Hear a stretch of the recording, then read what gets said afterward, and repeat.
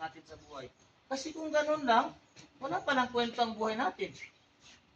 Walang kwenta kasi mamamatay rin tayo pagkatapos nun. Pagkaraan ng ilang taon, wala na tayo. So meron tayo hinahanda ng ating Panginoon Allah subhanahu wa ta'ala mas mainam dito sa mundo.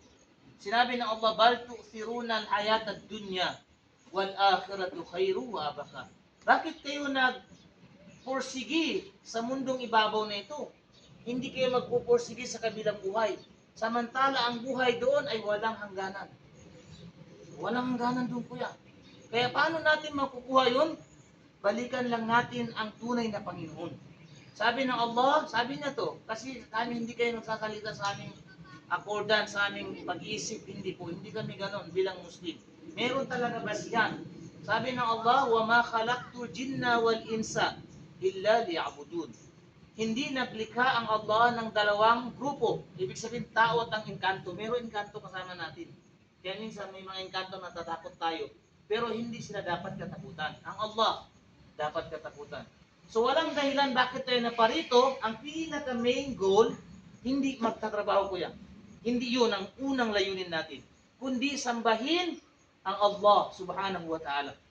So pag sinasamba natin ng Allah subhanahu wa ta'ala, si Allah, ay wala na tayong katakutan sa mundo. Para bang may anak na nakikilala yung tatay na, uy, si tatay, nandiyan, nagbibili ng chocolate sa akin. So ngayon, ang tao pag hindi niya alam ang Panginoon niya, para wala siyang sandigan sa buhay. Wala siyang aasahan pag nagka-problema siya. Wala na, kasi wala siyang sandigan. Wala siyang tatay. So kaya sinabi na ama yan, hindi ibig sabihin na literal meaning doon yung ama. Ibig sabihin sandigan. Sandigan natin kung meron tayong problema. At yun ay si Allah.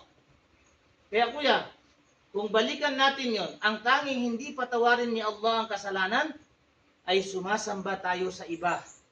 So, ibig sabihin, lahat ng kasalanan, uminom ng alak, lahat yan, pambabae, patawarin yan. Pero yung kasalanan na sumasamba ka sa iba, ito ang hindi talaga patawarin. Para bang magulang mo, nagpaaral sa'yo ng ilang taon, nag-college ka, umangat ka sa entablado o stage. Tapos nag-graduate ka, kinuha mo ibang nanay o tatay. Anong kiramdam ng tatay mo? Kinuha mo ibang tao na nag-abay sa'yo. Di ba masama? So paano na si Allah ang Panginoon natin na sumasamba tayo sa revolto? Sumasamba tayo sa kahoy. So malaking kasalanan yun. At yun ang kasalanan na hindi patawarin ng Allah. So kuya, yung halimbawa natatakot sa magulang, itago mo yun. Ang mahalaga yung sa puso mo, si Allah na ang sasambahin. Unti-untiin mo yun. Huwag mo ipaalam sa kanilang mahalaga, hindi ka sumasamba sa iba. Kasi ang kasalanan na hindi papatawarin ay tanging sumasamba sa iba. So balikan lang natin, ito, balik Islam, si Bro Robles balik Islam, ako, tausug ako, o tawi-tawi. Si sister balik Islam din. Dati sila hindi Muslim. Ngayon, may bagong sibol na naman, mashallah, si Brother Randy. Allahu Akbar. So, Brother Randy, jackpot ka na. Bakit hindi jackpot? Meron ka na sandigan. Meron ka na hilingan ng tulong. Pag namatay tayo, sino pang mahilingan natin doon? Makahiling pa ba tayo sa ating magulang? Wala na. Sa ating libingan, wala na. Ang Allah, ang tanging nakakatulong sa atin sa loob ng libingan.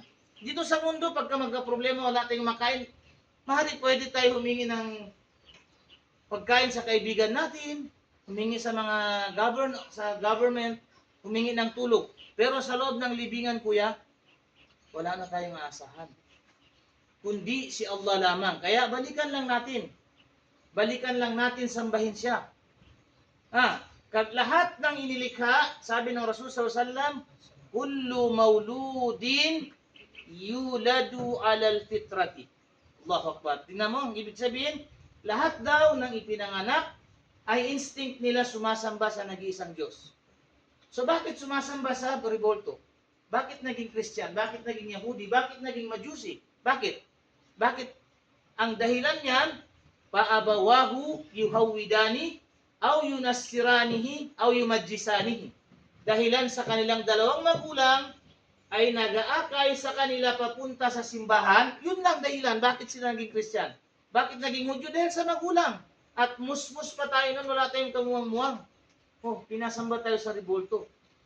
Allahu Akbar. Pinasamba tayo sa santo. Wala tayong alam. Pero ang origin ng isipan at pusot natin, kung i-check nyo, hindi tayo tuturuan, magsasabi tayo ang Panginoon ko ay naglikha ng langit at lupa. Hindi yung tinutukoy natin isang image lamang na nilikha ng Allah. Yun kuya, ang origin ng pusot damdamin natin ay sumasamba sa Allah. Kaya kung gusto natin kaligtasan, brother, ano pangalan niya? Jason. Bro, Jason. Kasi lahat naman tayo magkakapatid isang ama lang. Walang hindi magkakapatid. Bakit na iba lang? Kasi nga sa magulang natin. Ang totoo niyan, isa lang ang lahi natin pinagmulan at yun ay si Adan. So bakit hindi natin balikan ang tunay na katuruan, Brother Jason? Kaya sabi ni kanina ni Bro Lim, ang Islam nandito na sa atin 1380. 1380 nandito ng Islam. Bago pa man dumating si Magellan 1615. Saan yun? 1380 ilang dekada bro?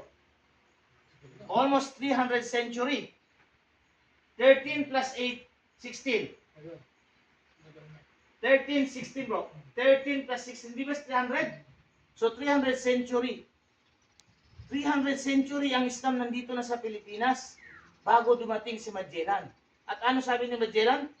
When people landed in us, sabi ni Magellan, the people were baptized under the name of Christ, and that is the beginning of our Catholic life. So, ibig sabihin, meron talaga pinanggalingan natin, buhay natin, ay ang Islam, kuya. Kaya balik tayo sa katuruan, balik tayo sa katuruan ng Allah Subhanahu wa Ta'ala, kasi ito parang ano lang, kinukuha lang namin, sinachallenge lang namin yung reliyon natin. Kasi nakuha yan ni Magellan, di ba? Pero kahit hindi na tayo pupunta doon, direct tayo sa pinaka-direct na verses mula sa Quran, ay sambahin lamang si Allah. Pero yun, pag-iisip yun, para makapag-isip yung tao, totoo pala.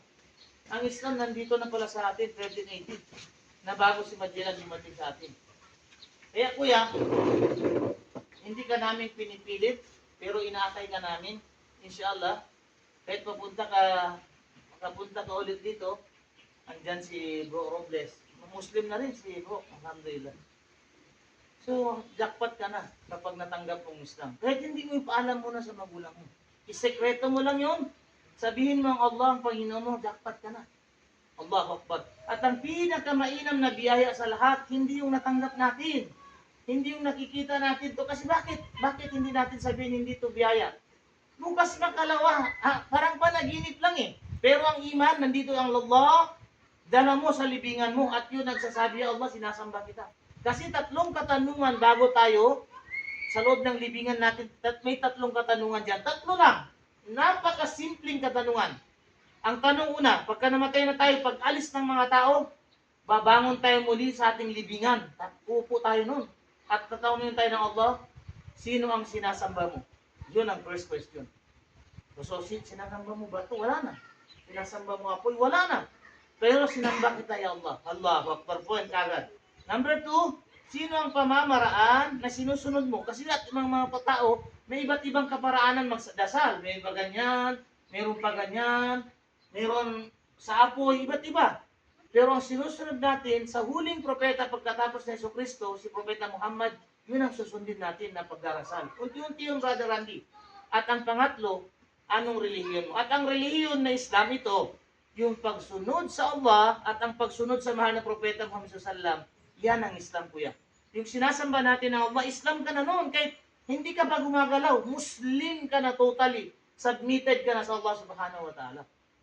Kaya sinabi ko, kung kinalungkutan mo magulang, huwag mo yan, ipalata. Ang unti mo lang. Next, anong pagkatapos ng pagkasabi ko ang Allah Panginoon? Anong next? Unti-unti. Pag hindi mo pa kaya ang sala, unti-unti, kuya, hindi ka pinapahirapan. Ang mahalaga, yung point ng puso mo, isa na lang. Hindi na mag-branch yung isipan mo. Dalawang minuto na. Ha? Nakita mo? May na, subhanallah. So yun lang, sabi ko kasi 2 minutes lang.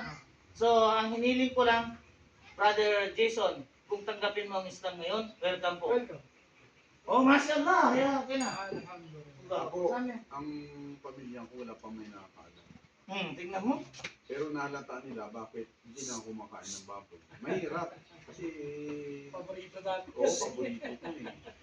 Mahirap ng nagpapaliktun ka tapos hindi ka naman makakain. Kaya Arabic mo, tawag ka Tagalog. Okay, sige.